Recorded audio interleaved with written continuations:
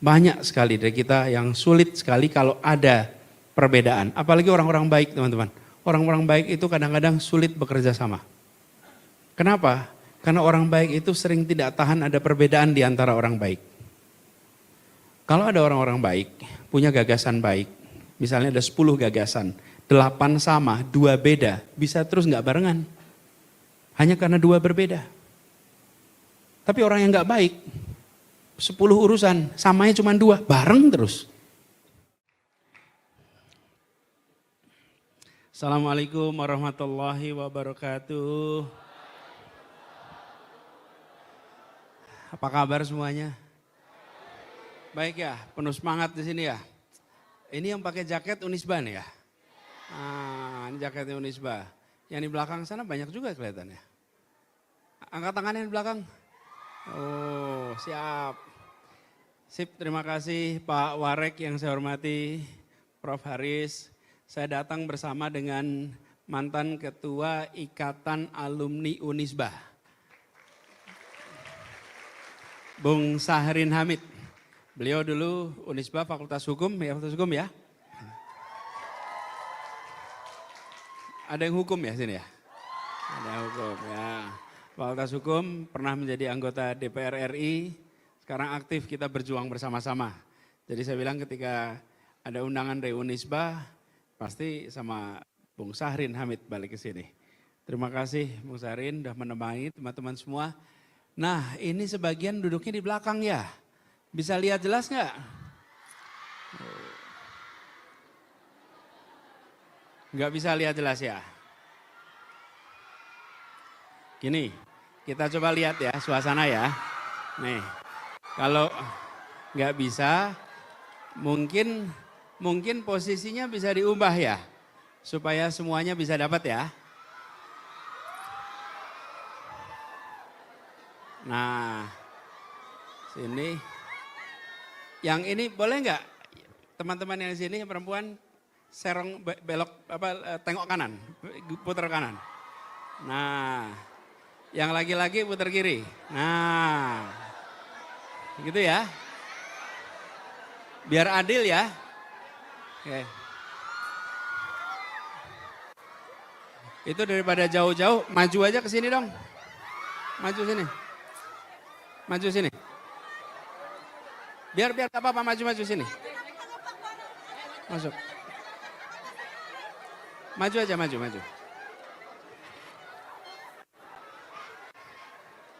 Kita hidup di era disrupsi ya.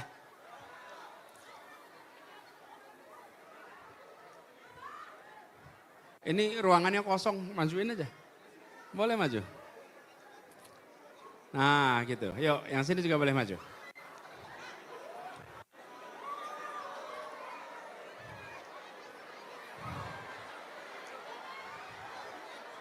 Nah.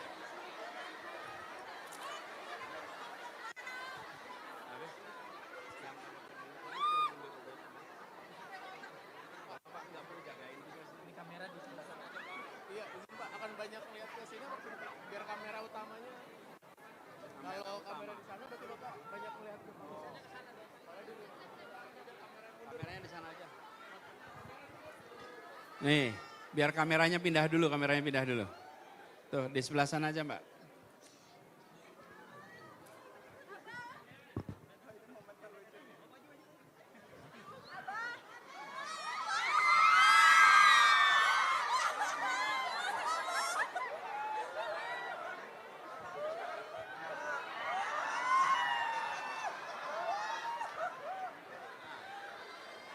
Ini kalau gini yang belakang nggak bisa lihat juga. Yuk pada duduk ya, duduk. Semua duduk. Boleh di situ tapi duduk. Yang boleh berdiri cuman yang kameramen aja nih.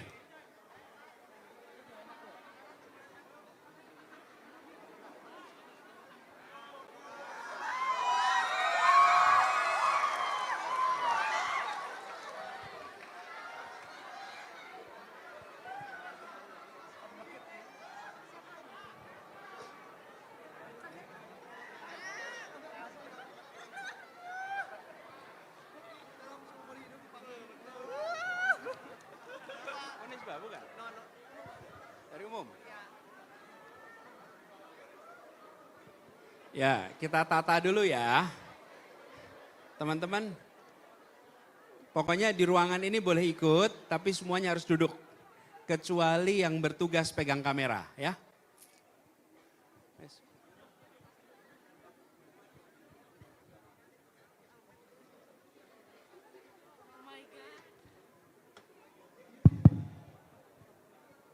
Ya. Oke. Udah lebih leluasa sekarang ya. Lebih leluasa. Kang, boleh Kang duduk aja? Duduk. Duduk, duduk. Duduk aja, duduk.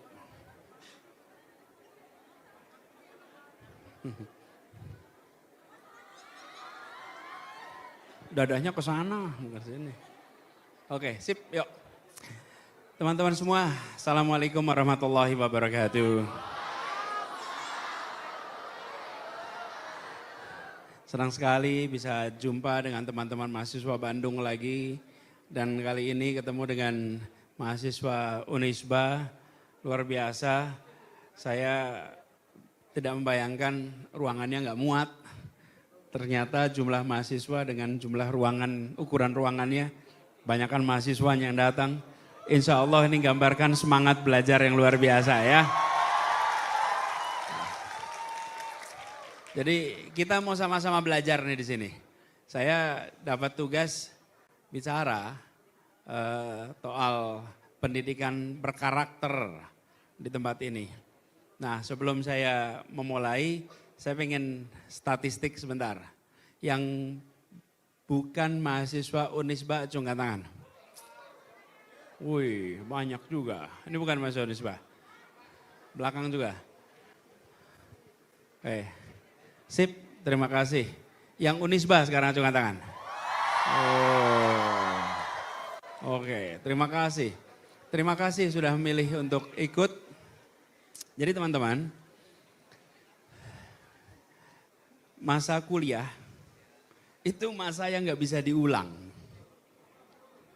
Nggak bisa diulang. Kalau sudah lewat, nggak bisa Anda kembali. Betul-betul ini periode pengembangan diri yang paling akhir dalam proses pembelajaran resmi formal. Namanya perguruan tinggi. Perguruan tinggi itu setelah nanti Anda meneruskan ke jenjang strata 2, strata 3, proses belajarnya udah beda. Sudah tidak lagi seperti belajar S1. S1 itu unik sekali. Durasi waktunya longgar, cukup longgar. Anda dikasih waktu sekitar 4 tahun plus minus. Kemudian pilihan kuliahnya banyak, kesempatan aktivitasnya dan secara usia belia. Karena itu masa ini, itu masa yang benar-benar harus kita manfaatkan. Banyak di antara generasi kami yang sudah terlanjur melewati masa kuliah, kalau menengok kembali itu begini, coba ya dulu ngerjain ini, coba ya dulu begini, coba ya dulu begitu, coba ya dulu begini. Tapi itu semua tidak bisa diulang. Karena ketika mau kembali menjadi S2, suasananya sudah berubah. Kembali ke kampus S3 berubah lagi. Suasana S1 ini unik sekali. Karena itu teman-teman saya ingin sampaikan pada semuanya yang hadir di sini. Anda termasuk mahasiswa yang memilih untuk menyibukkan diri untuk belajar. Indikasinya apa? Mau sama-sama datang di acara ini. Ya, kan Anda bisa tidur siang bukan sekarang? Iya, Anda bisa main-main bukan? Tapi Anda pilih daftar, Anda pilih ikut sebuah proses pembelajaran bersama, berpikir bersama, diskusi bersama. Betul nggak teman-teman? Nah ini sudah menunjukkan Anda mau mendapatkan sesuatu yang ekstra. Nah saya ingin usul pada teman-teman semua. Selama masa kuliah, jadilah mahasiswa yang aktif. Aktifnya di mana? Di luar kelas dan di dalam kelas. Jangan sampai hanya aktif di luar kelas, dalam kelasnya pasif apalagi terlantar. Tapi jangan sampai juga hanya aktif di dalam kelas, luar kelasnya pasif. Teman-teman ini dua-duanya harus ditumbuhkan. Kenapa sih dua-duanya ditumbuhkan? Teman-teman, setelah Anda masuk universitas, sesudah itu Anda akan masuk ke fase pasca kuliah. Fase pasca kuliah itu Anda menjadi bagian dari masyarakat. Pada saat Anda menjadi bagian dari masyarakat, maka kalau saya sering analogikan teman-teman, itu seperti teman-teman memasuki samudra, memasuki lautan bebas. Ketika Anda masuk lautan bebas, Anda harus bisa berenang. Anda harus bisa mengarungi ombak. Anda harus bisa mengarungi tekanan air, tekanan gelombang. Sekarang pertanyaannya, mau belajar berenang di laut atau di kolam renang? Belajar di mana? Mau belajar di mana? Kalau mau belajar berenang di laut apa di kolam renang? Kolam renang. Kalau belajar sekarang gini, coba kalau belajar berenang di laut gimana? Resikonya tenggelam. Betul kan? Kalau belajarnya di kolam renang, kedalamannya terukur, suhunya terukur, tekanan airnya terukur, panjang lebarnya terukur. Itu yang namanya pendidikan, namanya sekolah, namanya perguruan tinggi, itu kolam. Kalau Anda berada di sini dan hanya duduk diam, nanti ketika Anda masuk ke dalam lautan pasca kuliah, di situ Anda tidak bisa lagi diam. Anda harus mengarungi segala macam tantangan. Di masa kuliah, Anda terbiasa lulus SD, SMP, SMA.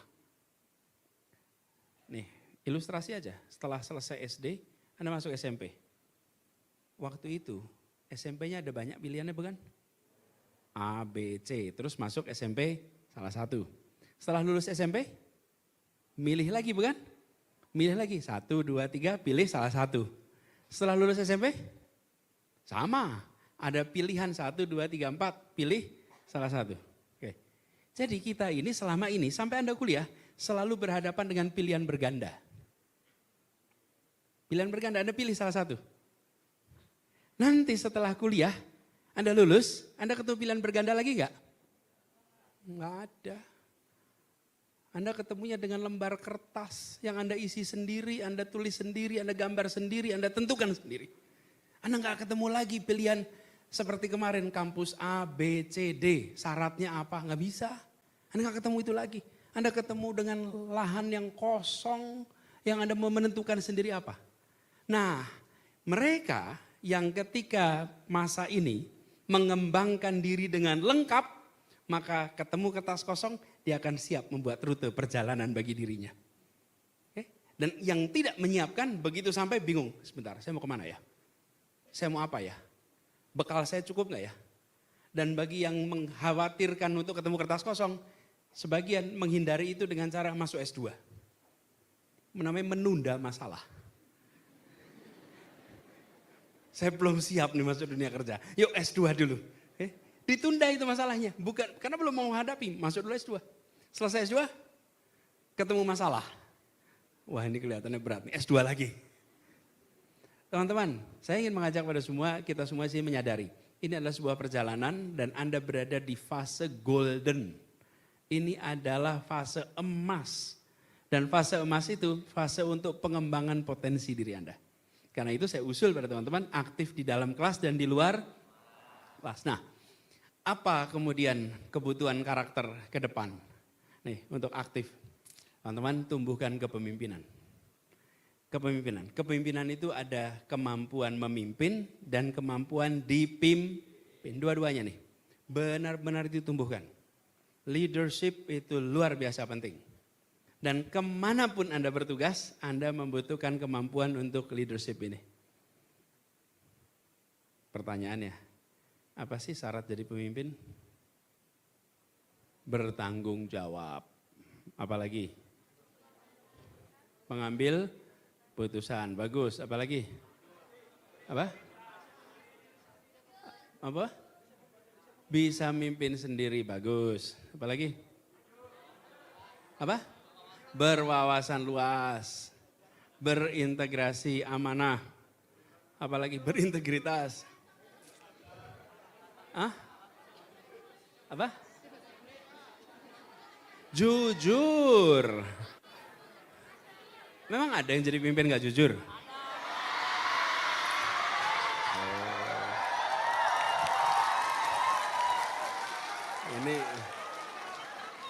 banyak bener. Apalagi? Apa visioner, adil, mau ngedengerin. Apalagi? Hah? Capable, ya. Nah, teman-teman, tadi kan saya tanya, syarat jadi pemimpin kan? Semua disebutin. Rasanya itu bukan. Itu bukan syarat jadi pemimpin. Itu adalah syarat pemimpin yang baik. Ya, itu syarat pemimpin yang baik. Tapi syarat jadi pemimpin apa?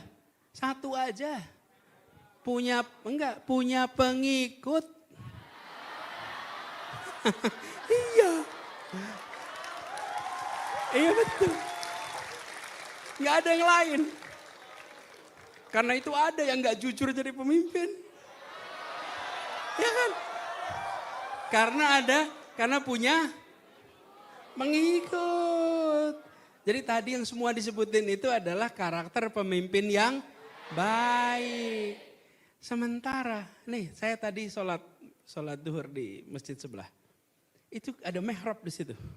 Kalau misalnya nih, saya masuk ke mihrab, kemudian saya sholat di situ, boleh nggak saya disebut imam?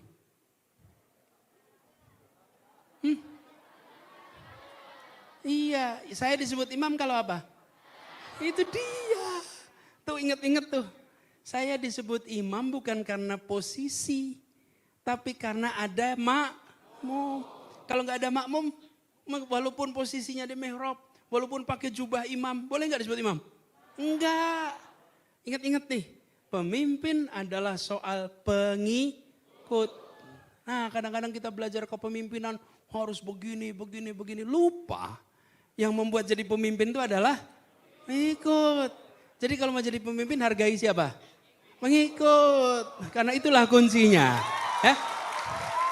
Oke. Jadi, teman-teman nih, kadang-kadang kita mau jadi pemimpin. Lupa, kalau gitu pemimpin is about me. No. Pemimpin is never about me. Pemimpin adalah about us. Kalau nggak ada yang ikut, Anda bukan kepala preman di terminal. Pemimpin bukan? Pemimpin. Apakah pemimpin yang baik? Enggak. Tapi pemimpin kan? Nah, jadi teman-teman saya ingin teman-teman, yuk kita pastikan Anda jadi pemimpin. Diakui oleh sebayanya. Itu kata kuncinya. Diakui oleh sebayanya. Diakui apa? Pikirannya, kata-katanya, perbuatannya. Diakui. Nah, pemimpin yang baik, pikiran, kata-kata, perbuatan sesuai dengan nilai kebenaran. Nah, itu pemimpin yang baik. Tapi diikutinya kan tidak harus selalu karena itu, bukan? Nah, ini teman-teman, saya usul pada teman-teman. Tumbuhkan itu sekarang. Aktiflah di organisasi. Aktiflah organisasi apapun juga. Selama apapun juga itu selama kegiatannya positif. Karena itu akan menumbuhkan. Misalnya begini, saya pernah ditanya, Pak Anies, saya itu dengan teman-teman sukanya pada kegiatan musik.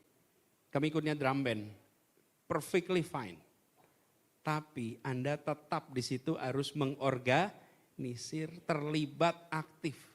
Nah, sekarang pertanyaan berikutnya nih, jadi pemimpin.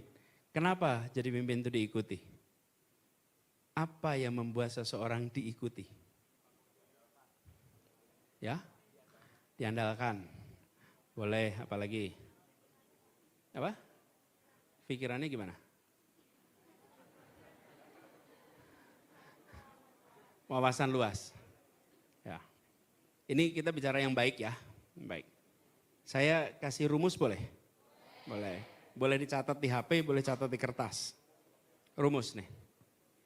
Bahwa seseorang itu diikuti hanya satu aja.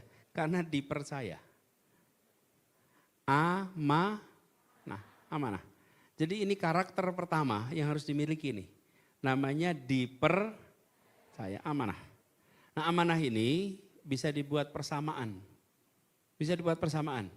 Amanah atau kepercayaan sama dengan, dulu pernah belajar persamaan kan? Sama dengan amanah, Amanah sama dengan K tambah I tambah K2 kurangi KP. KP, ini singkatan ini. Amanah sama dengan apa tadi? K tambah I. Oke. Ada yang mau nebak? K yang pertama apa? Kompetensi. Anda mungkin nggak dipercaya kalau nggak kompeten? Enggak, nomor 1 kompeten. Terus yang kedua, I. I-nya apa? Integritas. Integritas itu artinya apa? Jujur. Jujur. Seorang pencuri melakukan pencurian tadi malam, lalu paginya memposting cerita pencuriannya dengan jujur. Berintegritas nggak ini? Nah, jadi berintegritas itu apa? Berintegritas itu benar, tapi nggak lengkap. Jujur itu benar, tetapi menjalankan sesuai nilai kebenaran. Nah itu baru berintegritas. Jadi jujur aja nggak cukup. Karena jujur menceritakan korupsi itu jelas tidak berintegritas. Ya, oke. Jadi integritas. K yang kedua apa? Mau tebak? Jangan pandang-pandang aja. Mau tebak? K kedua? Kedekatan. Intimacy. Ada orang tidak berintegritas, sering bohong, tapi dan kompetensinya rendah, tapi dekat sekali. Akhirnya dipercaya sama rakyat. Dekat sama rakyatnya, dekat sama pengikutnya.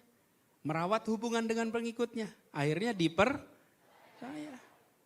Bisa itu. Kedekatan. Nah, pengurangnya apa di situ? Yang membuat kepercayaan itu turun, amanah itu turun. Tuh, kedengeran. KP apa? Kepentingan pribadi. Itu KP itu. Jadi 3 itu membuat Anda dipercaya, yang poin terakhir membuat kepercayaan turun. Kalau Anda memprioritaskan anak, adik, kakak dalam keputusan. Enggak, ini true story, ini benar ini saya bilang. Kalau itu dikerjakan kepercayaan turun, betul nggak? Ya, karena mementingkan selama tidak ada kepentingan pribadi, maka kepercayaan akan terus meningkat. Nanti ingat-ingat nih, Anda mau jadi ketua drum band, ketua kegiatan ini, tapi kepentingan pribadinya banyak sekali. Ada nggak yang mau percaya? Nggak ada. Nih ingat-ingat rumus ini nih teman-teman. Jadi ini saya mencerhanakan dari sebuah konsep yang kompleks, jadi sesuatu yang simple. Inilah modal untuk membangun kepemimpinan. Nah di situ karakter mendasar teman-teman. Jadi saya usul pada teman-teman semuanya, tumbuhkan kebiasaan organisasi mulai sekarang. Lalu yang kedua, ini kan kepemimpinan. Yang kedua, tumbuhkan kemampuan berpikir kritis. Berpikir kritis ini mendasar sekali teman-teman. Berpikir kritis ini membuat kita memiliki benteng dalam menghadapi berbagai macam kebohongan. Benteng untuk kita bisa mengeksplorasi ilmu pengetahuan. Karena pondasinya ada pada kemampuan berpikir kritis. Nah, critical thinking ini sering kita lemah. Indikasi critical thinking lemah apa? Hoax di mana-mana. Karena hoax itu hanya bisa beredar menggunakan perantara kemampuan berpikir rendah. Ketika kemampuan berpikir rendah, hoax mudah beredar. Ketika kemampuan berpikir kritis tinggi, hoax itu nggak bisa tembus. Saya beli ilustrasi. Saya dikirim sebuah dokumen, saya baca, sebentar. Yang nulis si Anu kritis nih, ini kok bisa? Rasanya ini nggak mungkin. Kenapa? Karena dokumen itu kritisi. Tapi kalau kita tidak kritisi, apa saja akan kita terima. Dan kritis itu membuat apa? Kita muncul pertanyaan-pertanyaan. Kalau teman-teman punya kemampuan berpikir kritis, maka ketemu apapun akan tanya, kok begini ya? Kenapa nggak begitu ya? Terus critical thinking itu muncul. Dan itu menghasilkan apa? Kreativitas. Critical thinking adalah hulunya kreativitas. Tanpa critical thinking, Anda tidak muncul kreativitas. Karena kreativitas itu mengkreat sesuatu yang baru. Sesuatu yang baru itu muncul dari pertanyaan. Menanyakan yang tidak ditanyakan. Kenapa begini, kenapa begitu? Nah, yang seperti ini teman-teman, itu nantinya berdampak ke depan, Anda selalu mampu mendapatkan jawaban atas masalah-masalah lama yang menahun. Sering gak teman-teman ketemu orang yang bekerja di institusi selalu bikin terobosan. Perusahaannya maju terus. Padahal sudah dipimpin banyak orang sebelumnya. Ketika dipimpin dia maju terus. Banyak terobosan. Kenapa? Karena dia selalu berpikir kritis. Jadi dia selalu melihat hal-hal yang gak pernah kelihatan. Nah, kemampuan berpikir kritis itu tumbuhannya sekarang teman-teman. Karena begitu nanti Anda masuk ke fase pasca kuliah, kesempatan itu akan mengalami penurunan. Muncul kreativitas, muncul inovasi. Dari situ. Critical thinking. Kemudian yang ketiga teman-teman. Yang ketiga adalah ini sekarang ini sangat mendasar karena makin hari makin dibutuhkan kemampuan untuk kerjasama. Kolaborasi. Kolaborasi itu gampang dikatakan, sulit dikerjakan. Sulit dikerjakan.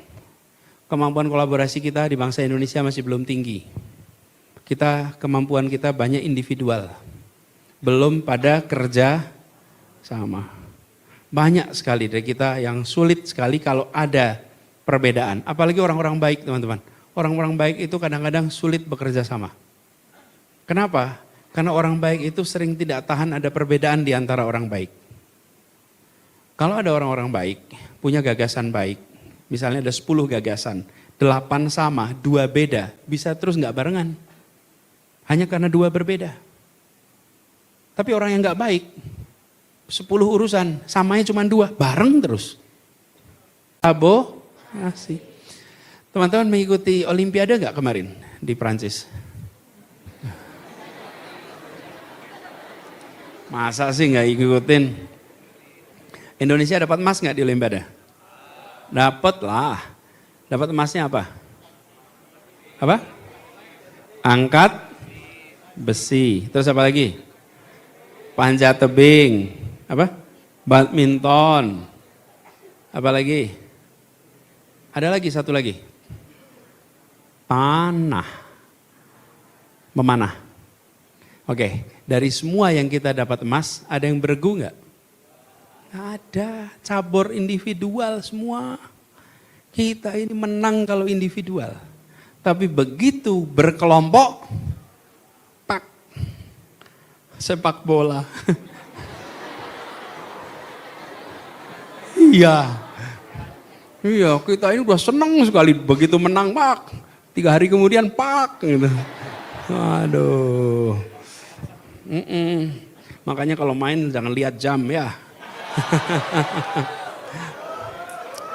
Udah. Jadi teman-teman, sampai mana tadi? Ini teman-teman, titip kemampuan kolaborasi ini penting. Lalu di antara kemampuan kolaborasi ini yang tidak kalah penting, tadi saya bilang leadership satu, unsur leadership ada. Kepemimpinan itu membutuhkan amanah, kepercayaan, rumusnya ada. Yang kedua adalah kemampuan berpikir kritis. Yang ketiga adalah kemampuan kolaborasi. Ini kemampuan yang sangat mendasar. Lalu teman-teman, yang kita perlu tumbuhkan karakter untuk ke depan adalah kemampuan untuk berkomunikasi dengan baik. Dan komunikasi ini bukan berekspresi saja. Ekspresi itu satu hal, komunikasi itu hal lain. Kalau ekspresi itu satu arah, kalau komunikasi 2 arah. Nah teman-teman harus memiliki kemampuan komunikasi. Dan kemampuan komunikasi ini lisan, tulisan, Kemudian sekarang ada komunikasi visual, audio visual, banyak sekali kemampuan komunikasi dikembangkan. Tapi saya ingin nambahin di sini, kemampuan bahasa internasional. Titip harus bahasa internasional. Dan bahasa internasional itu kalau buat mahasiswa di sini harusnya Anda bisa 3 bahasa.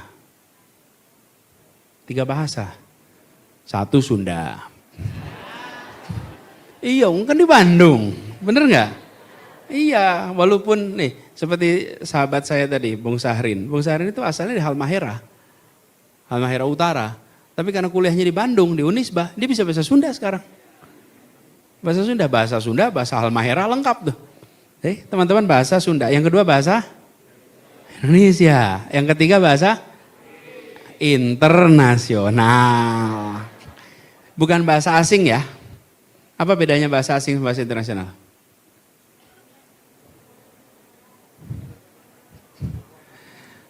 Ya bahasa yang kita nggak tahu namanya bahasa asing. Kalau bahasa internasional bahasa antar bangsa. Jadi bahasa internasional itu Inggris, Arab, Mandarin, Perancis, Jerman itu contoh bahasa internasional. Nah teman-teman harus perlu belajar. Serius nih bahasa internasional. Dan teman-teman, walaupun sekarang ada teknologi yang membantu, ada AI, ada macam-macam yang bisa membantu. Tetapi tetap saja kemampuan comprehension, kemampuan memahami itu menjadi berbeda. Apalagi ketika teman-teman terlibat di dalam perkancahan internasional. Harus siapkan itu. Jadi kemampuan komunikasi. Lalu teman-teman ketika kita bicaranya masa depan, saya titip ini satu aspek yang menurut saya perlu ditumbuhkan. Karakter peduli atas persoalan yang ada di masyarakat kita.